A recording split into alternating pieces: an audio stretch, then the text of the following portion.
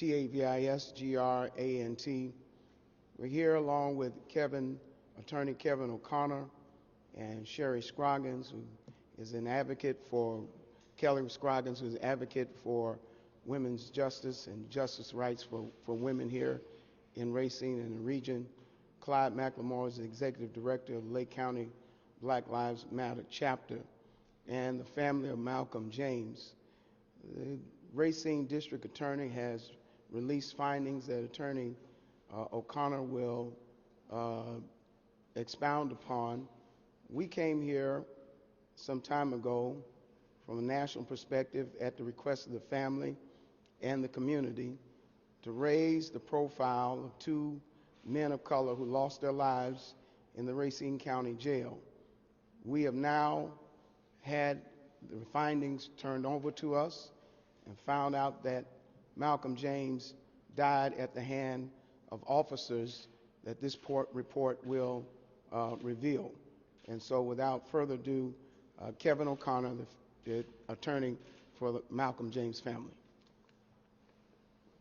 Kevin O'Connor, O-C-O-N-N-O-R. We've had the opportunity, the DA here in Racine County called us in and said, want to have you and the family have an opportunity to review our findings, which is the criminal side of this case, to see if they're going to bring criminal charges as opposed to the civil case, which we're, of course, pursuing. The most disturbing part about what we learned is that they had their autopsy done by the, which is done out of Milwaukee. It's always done out of Milwaukee. And they had the findings of the medical examiner, Jessica Lilinski, which we'll give over to you today. And the findings that came, the primary cause of death was asphyxia. Following a physical struggle and subdual by multiple officers, deceased became unresponsive while strapped in a restraint chair. So he was in a chair, his hands behind his back, his legs were shackled. What the officers did was take him and move him forward, put both of his hands behind his head and brought his windpipe forward and asphyxiated him for over 3 minutes. This is what the actual medical examiner found, that death was by asphyxiation as a result of these officers. We had the opportunity to watch the videotape where they actually, one of the body-worn cameras were there. It is clear from the videotape that after they held him, so there was 2 incidents.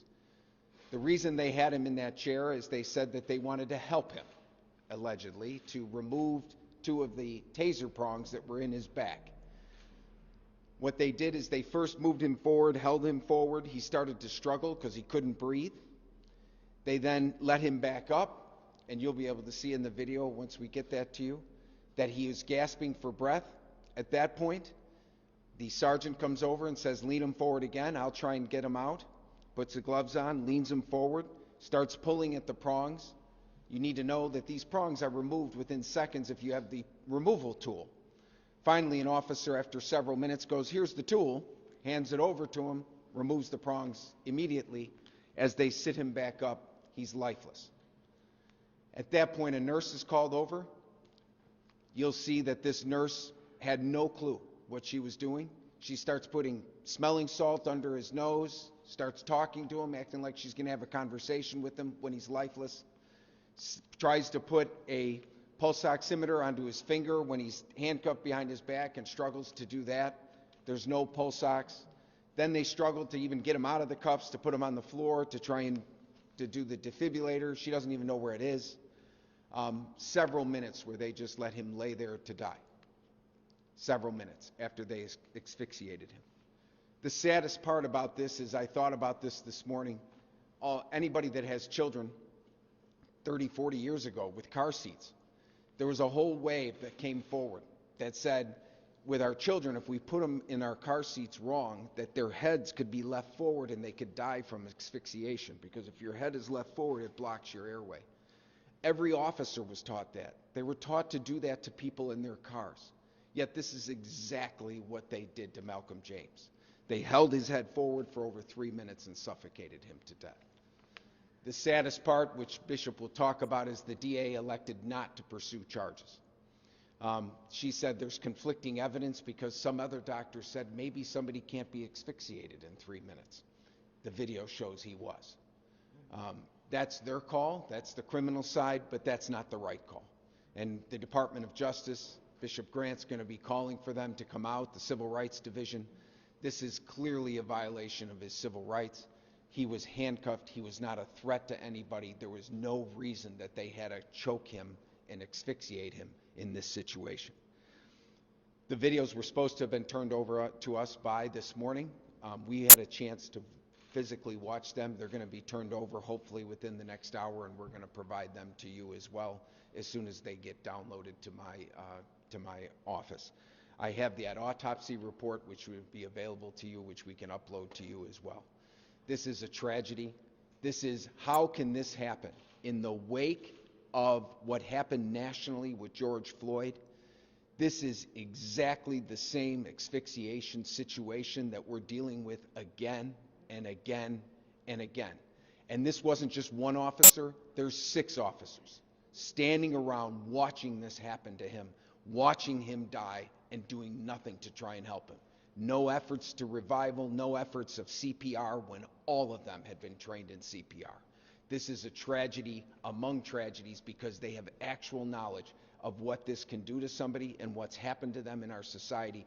There is no more excuse for people to say, I didn't know that he could have been choked to death. There is no more excuse, and this needs to be remedied. Here with us today is the mother of Malcolm James. You've heard Attorney O'Connor articulate the graphic nature of the video. If it weren't for a 36-second video for Ahmaud Arbery that was suppressed for 94 days, we wouldn't know what had happened to him. If it weren't for body cam video of Sandra Bland, we wouldn't know what happened to her.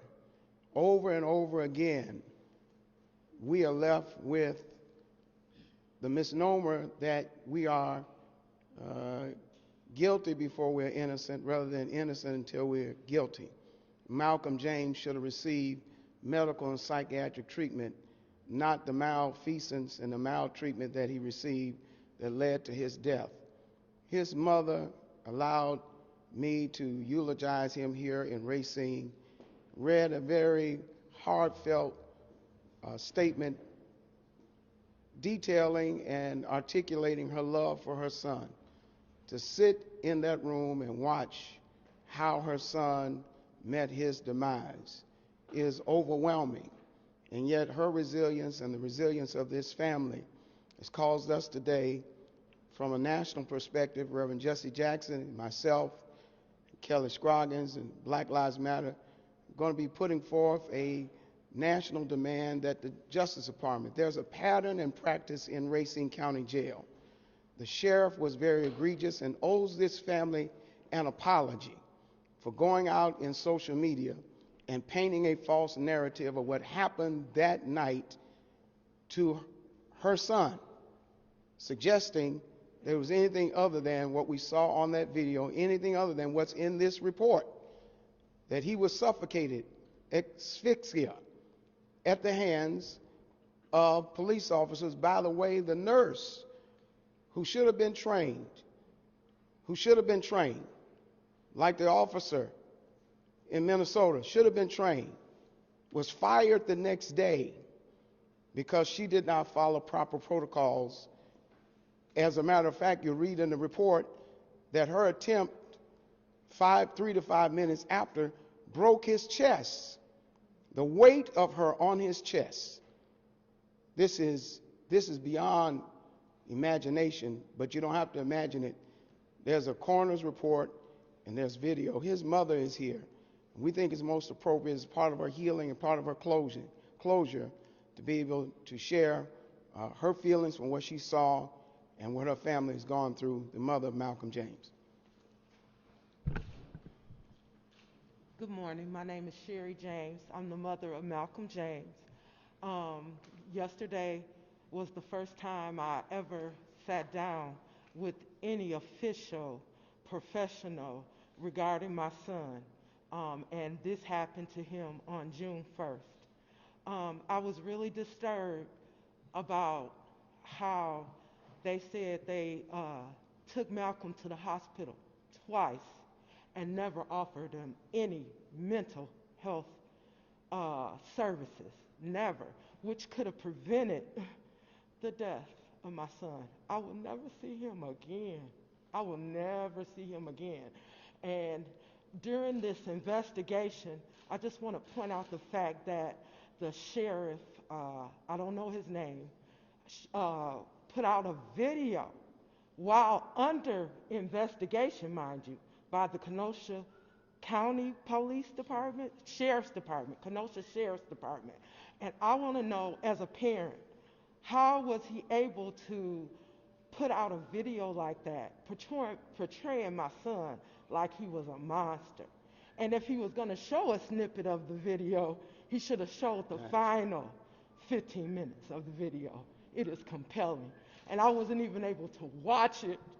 I wasn't even able to watch, you know. And they try to portray my son like a monster. And I told them my son was a gentle giant.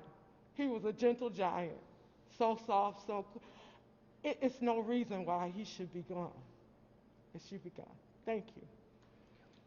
Kelly Scroggins, who has stood by this family, she's an advocate for women and women's rights here in Racine and in the region, and stood with us nationally along with Clyde McLemore. I want them to come and share remarks as they've been intricately involved in this process of justice. First, on behalf of Racine Women for Racial Justice and also the James family, we want to thank you for taking the time to be here with us. As Bishop Grant has stated, Racine Women for Racial Justice has supported this family's quest for the truth of what happened to Malcolm James.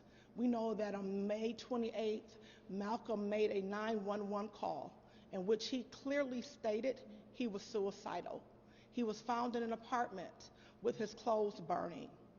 He was taken to Ascension Medical Hospital where the police report that the hospital stated that he was not suicidal and there was nothing they could do for him. Clearly, he stated he was suicidal. He set his apartment on fire and he lit his clothes on fire. That sounds like a mental health crisis to me. And instead of receiving mental health services, he was taken into custody by the Racine County Sheriff.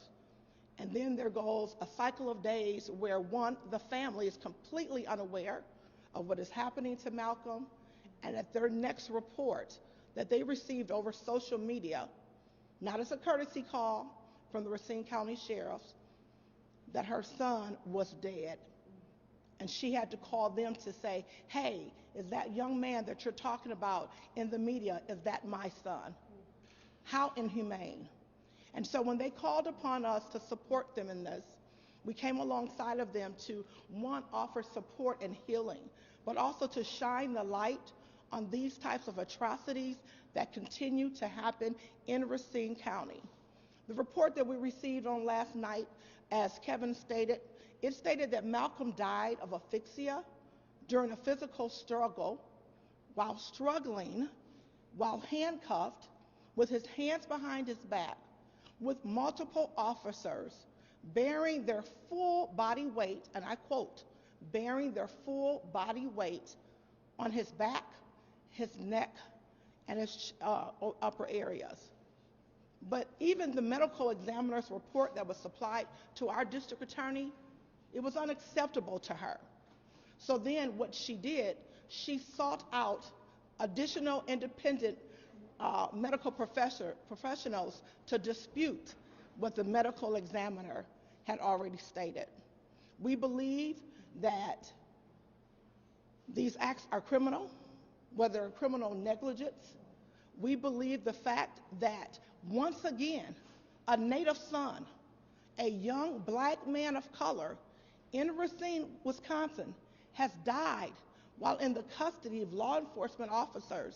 And once again, we see District Attorney Patricia Henson refusing to bring anyone to justice.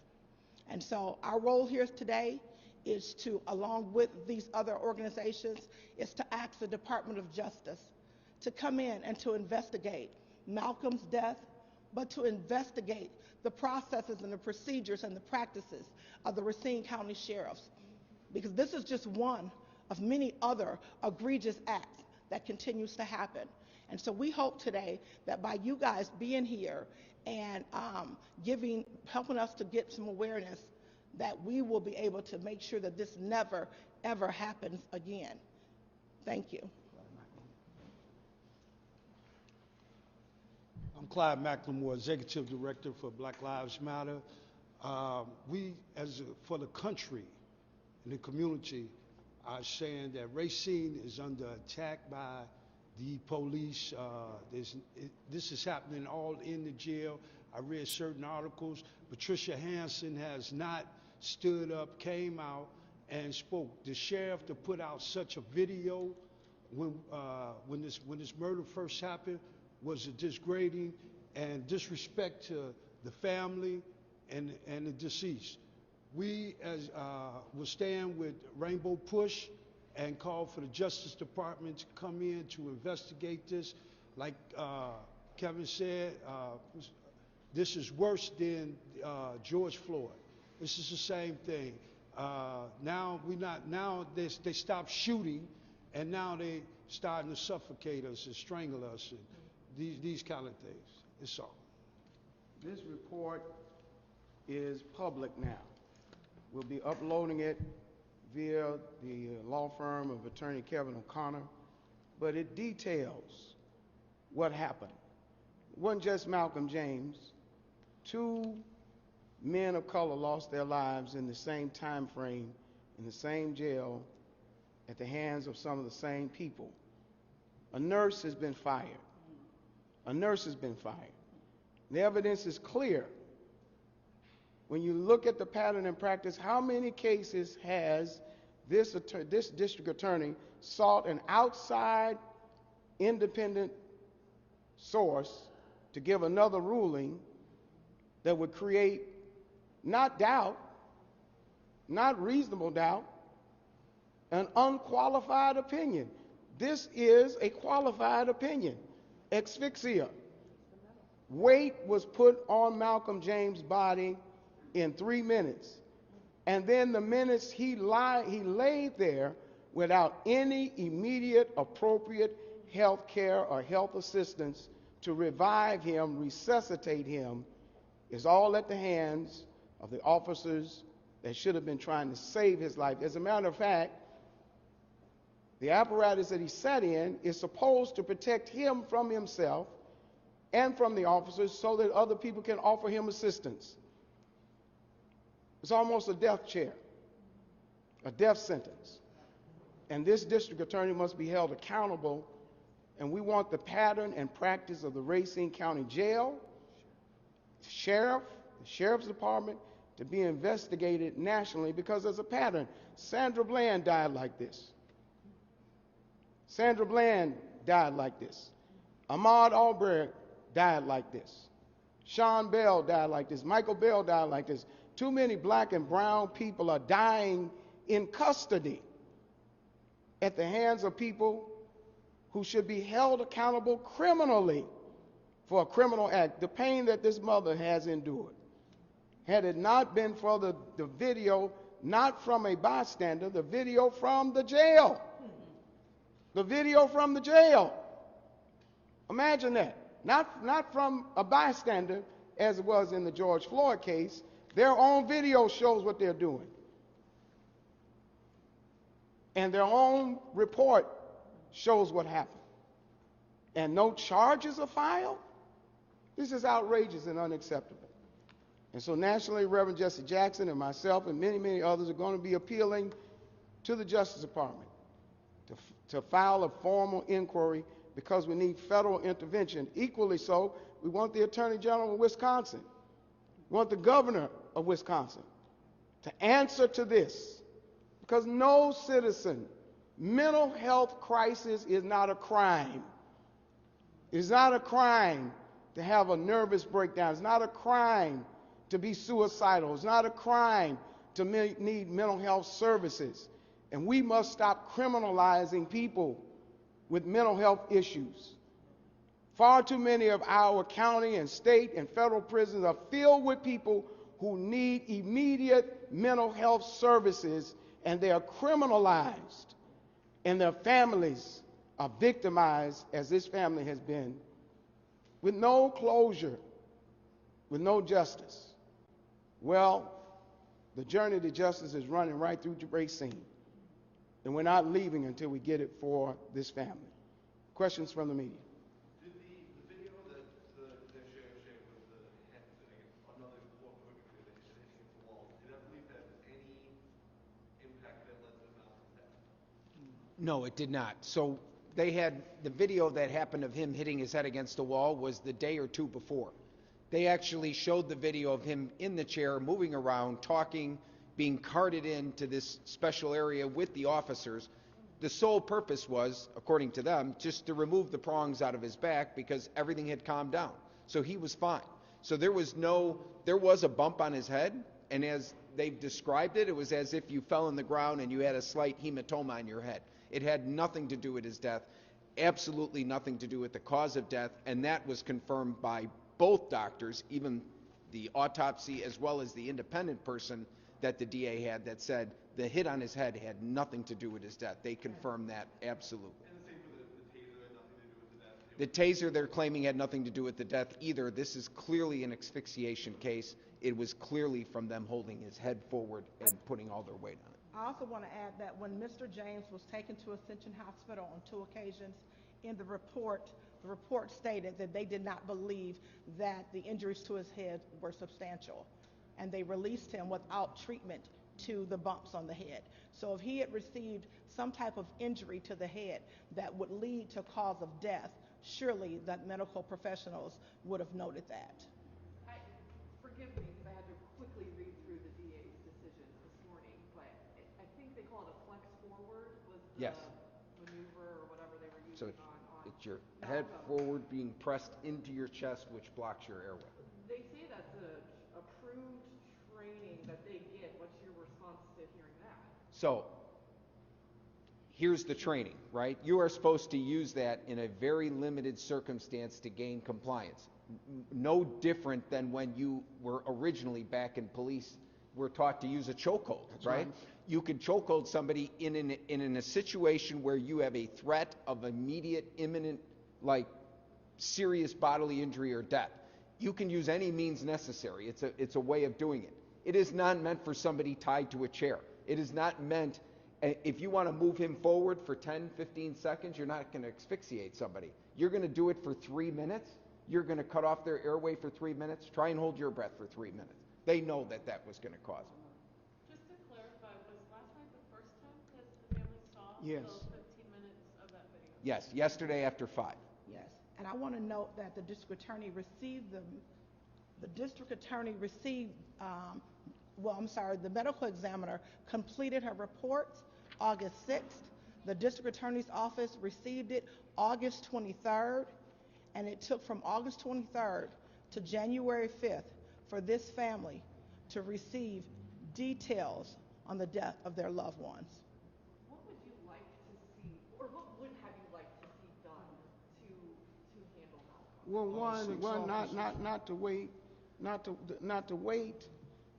not to wait 5 months, 6 months. We asked from the very beginning. We didn't want any shortcuts, but we wanted a thorough, transparent, independent investigation. We didn't get any of that. And here we are now, a technique that is similar to using a chokehold, used heavy-handedly, that caused Malcolm James' death. We wanted charges. This is criminal behavior. Simply put, by all the participants, when you see the graphic video that will come out in a few hours, you will come away with something's not right about this man losing his life this way. This is almost domestic terrorism when you look at it in its face. Here this mother is now in January 5th since August. She's had all the information, and still refuses to file charges, there's no explanation for that. She seeks an outside source. All of the other cases go the same way except this one. There is something not right about the process, pattern, and practice of this office, and they must be held accountable for it. What about prior to Malcolm's death? Is it, you have reports of him hitting his head against? But the fact of the matter is, they're hitting his, as was just stated by Ms. Scroggins, the hospital indicates that him hitting his head up against the wall was not the reason he lost his life in 3 minutes being asphyxiated. This report doesn't say anything about head trauma. It says asphyxiation by the officers. It's very clear. You'll be able to read it for yourself. So the head incident produced no trauma that played any role in those 3 minutes where he was suffocated. Those are the facts. I guess I'm wondering what would have been the proper way for police to handle this. He was in the chair. There is a proper way. He was in the chair. He was restrained. There's a methodology that they're to follow, all right, as in all protocols. Apparently, let's just look at the facts. There are a number of individuals that are brought into that jail that have mental health crisis. How is this one any different? Malcolm James is dead. Someone did not follow proper protocols for Malcolm James. Malcolm James didn't do it to himself. He's restrained. Malcolm James didn't do it to himself. He's outnumbered. Malcolm James didn't do it to himself. He wasn't receiving proper medical attention. So the numbers of people who have gone in that jail who are alive, Malcolm James is dead, someone must be held accountable for that. You're going to hear on the video an officer describing to him, these are like Keystone cops. I mean, it's horrible. They said, Malcolm, this is only going to take about 10 seconds to remove these prongs, okay? Because it should take 10 seconds if you have the removal tool. And they said, okay, so we're going to move you forward. They move them forward for 3 minutes because they didn't even have the tool to remove it when they're doing it to them. I mean, it's crazy what they were doing. This was a horrible procedure. Anybody that looks at this that says this is the proper procedure, you'll see it. You'll be like, what are they doing? Do you know, did the officers, were they put on leave? Anything following? They've all been placed on paid leave, as administrative leave, and according to the DA, they're still in that position currently. And you were asking for the Department of Justice, the Wisconsin AG, and Wisconsin governor to get involved here. What communication, if any, have you had with those officers? Well, we know with federal intervention, there's a different threshold. These officers shouldn't be on paid leave. They should be fired. They should not only be fired, they should be charged. There should be criminal charges in this case. It's similar to what happened to Devontae Wright. That officer, by our own admission, made a mistake, but a life was taken. This is not a mistake. These individuals are not saying they make a mistake. They're saying they're following protocol. Malcolm James is dead. This office refuses the compelling evidence, video, forensic, and otherwise. This office refuses to file charges.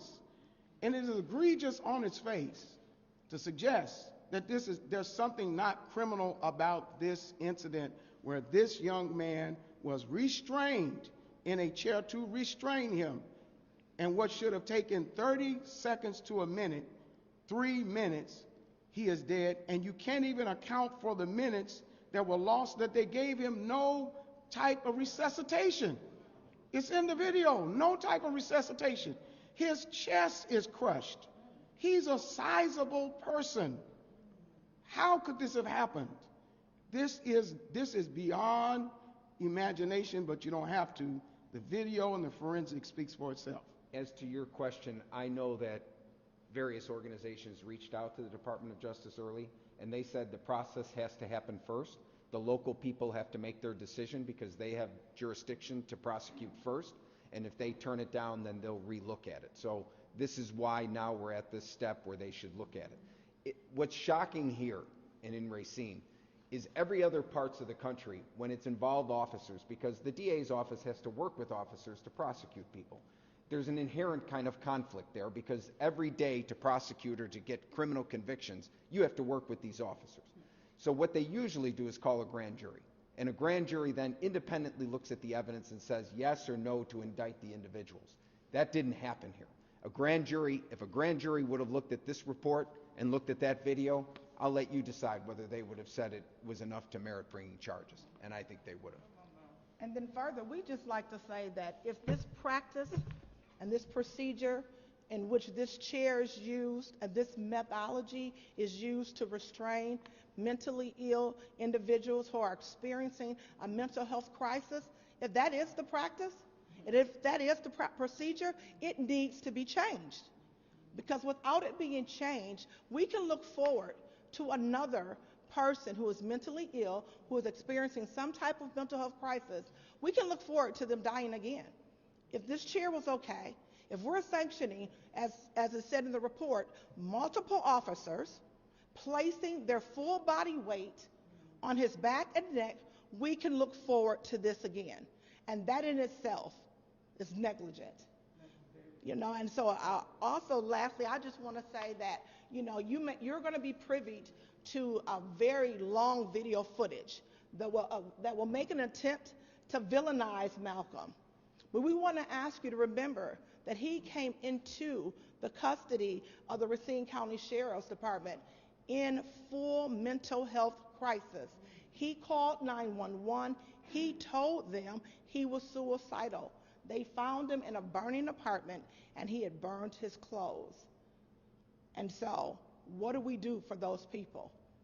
Do we handcuff them, take them to a chair, place the full body weight on them?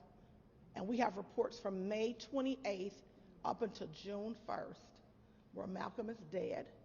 The family is not notified. No information has been given them until January 5th. At the very least, this is inhumane.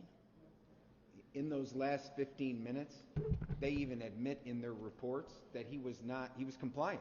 So he's in the chair, he's being compliant. There's nothing, the only time he even struggles is the first time they moved him forward, he starts struggling because he can't breathe. And when they put him back up, he's gasping for breath. That's the only time he struggled in that last 15 minutes when they had him in the chair. There was no fighting going on by Malcolm. He was not resisting them. So he's compliant, and he's restrained, and he's dead.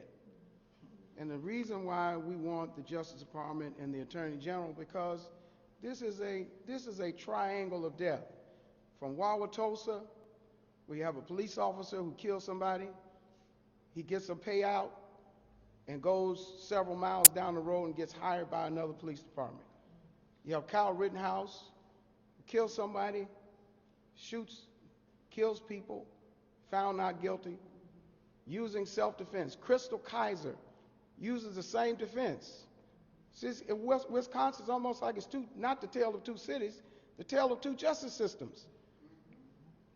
Rittenhouse uses self-defense and gets off. Crystal Kaiser uses it, and the judge denies it, and is overturned in appeals and up before the Supreme Court as we speak, and she's out on a $400,000 bail,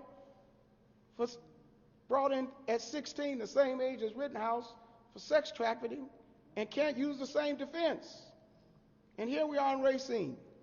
It's not the tale of two cities, it's a tale of two justice systems.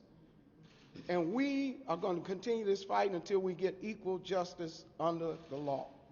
Any other questions? Is it fair to say that the nurse is being used as a scapegoat here? If you read the report, I would say absolutely. How is a nurse, and Ms. Scroggins is right, how is the nurse fired and the officers keep their job? How is the nurse fired? How is this nurse, who apparently at least has some desire to render some aid to him by using Epsom salt to try to revive him, but it was too late. But she did. She got fired in 24 hours. But she got fired in 24 hours, and these officers are on administrative leave. You asked the question, as we're asking the question. This is a tale of two justice systems. And if she's not a scapegoat, I don't know what else she could be. Is that nurse a contract employee? She is. Yes. That's, Well, all of them are. Yep. And I say to that, the Racine County, we're passing budgets around mental health services, and we can't implement or include in our budget an actual county nurse. We're contracting critical medical services out to another agency, and then she's fired because she wasn't exactly sure where the location was of the AED equipment. She's a contracted employee. Shouldn't the officers who work that particular area, shouldn't they have known? Shouldn't they have been able to assist as well? You know, and so we see a lot, when you read this report, they will make a lot of reference to her and what she failed to do.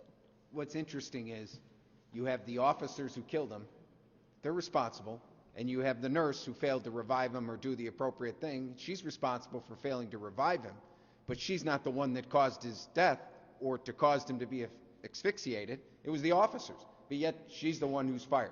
So she is a secondary cause because she didn't revive him, but she's not the primary cause. So why isn't the primary cause being taken care of? How unusual is it for the DA in this case to ask for a second medical?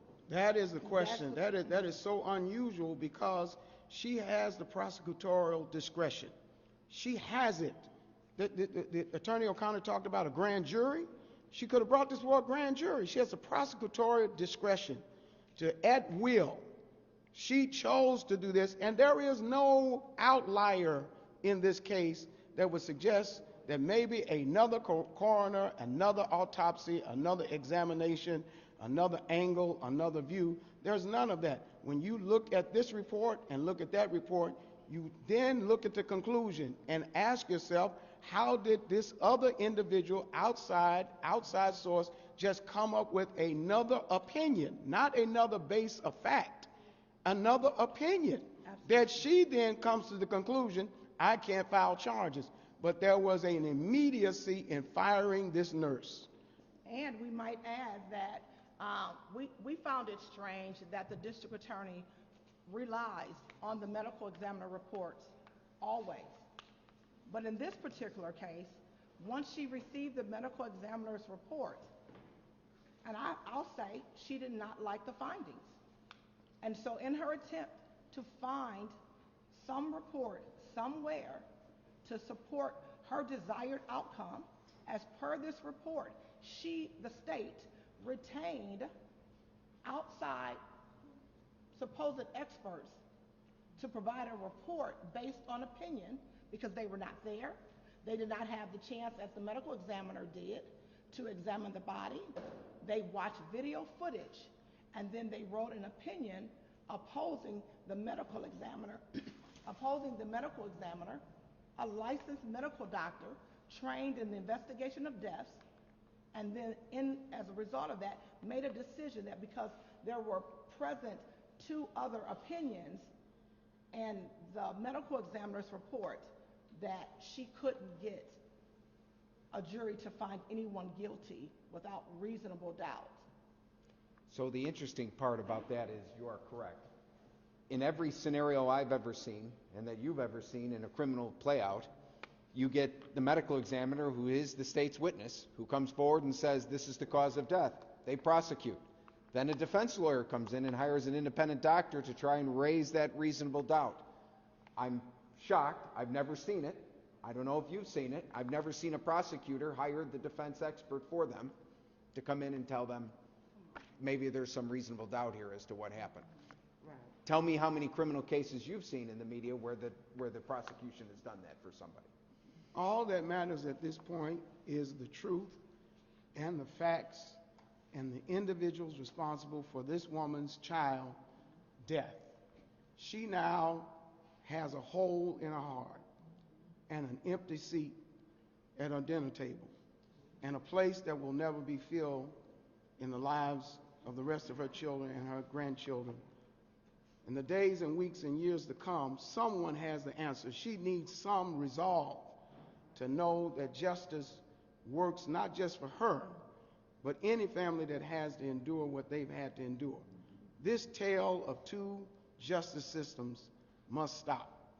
And in the name of Malcolm Brown, we're going to fight until we get Malcolm James.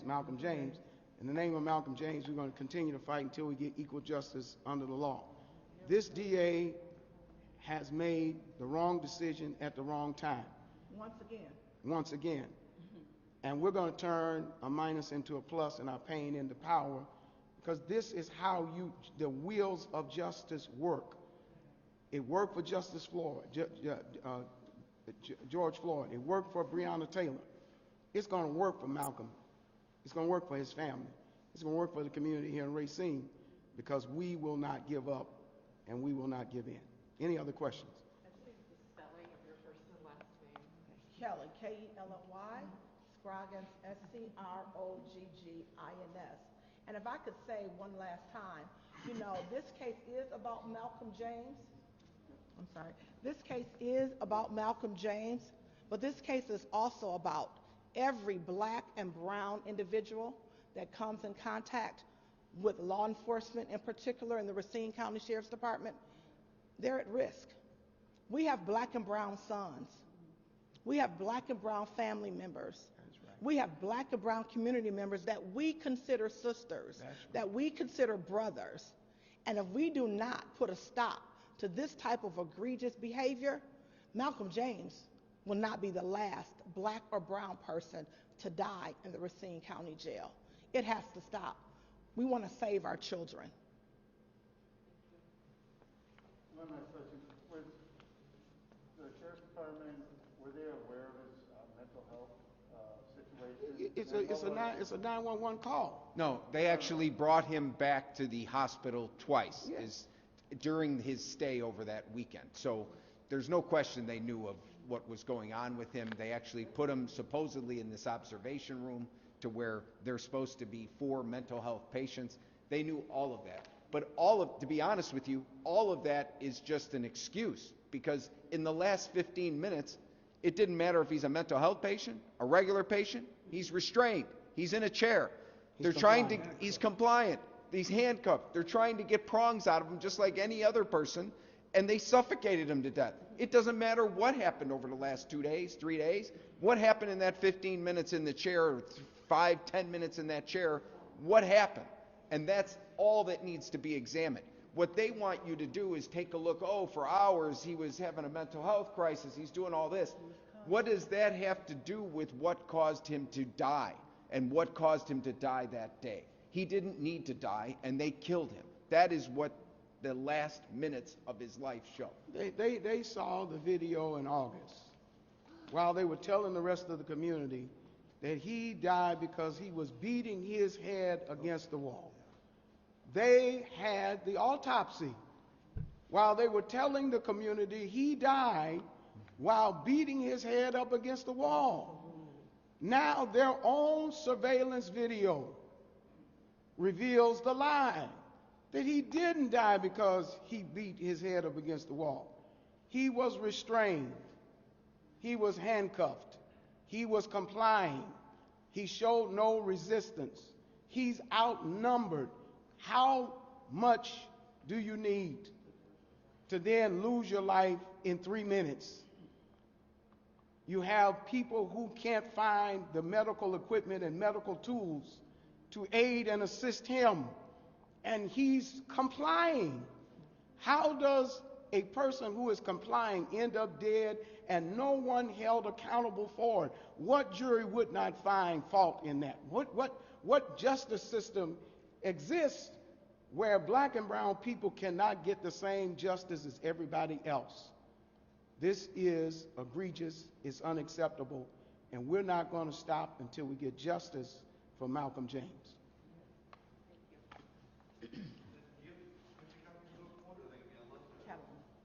Yeah, I have one copy with me. I will have my office uploading that probably within 30 minutes.